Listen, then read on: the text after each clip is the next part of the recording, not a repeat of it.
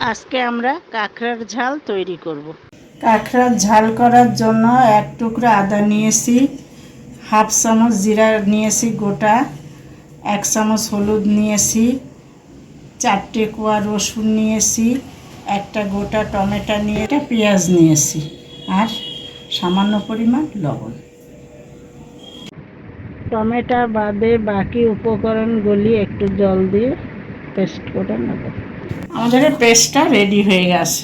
দুটো কাঁকড়া 400 গ্রাম ওজন আছে। এটাকে লবণ জলে ধুয়ে হলুদ লবণ দিয়ে ছাঁকা তেলে ভেজে নিয়েছি।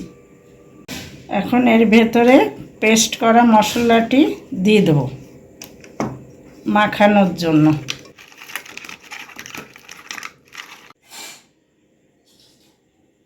ফ্রাই প্যানটা গরম হয়ে গেছে, এতে 75 ml তেল এখন দিয়ে দেবো, জিরা ফোড়ন দিয়ে দেবো।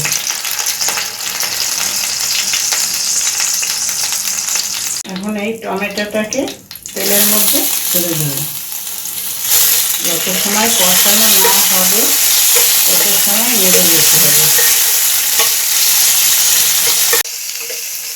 টমেটোটা ভাজা ভাজা হয়ে গেছে, এখন কাঁকড়াটা এর ভেতরে ছেড়ে দেবো। কাঁকড়াটাকে ভালো করে কষিয়ে নিতে হবে যাতে কাঁকড়ার ভেতরে মশলাটা ঢুকে যায়। এখন এই কষানো মাছটার মধ্যে 1 চামচ লঙ্কার গুঁড়ো দিয়ে দেবো। ঝোল করার জন্য এখন 1 বাটি জল দিয়ে দেবো।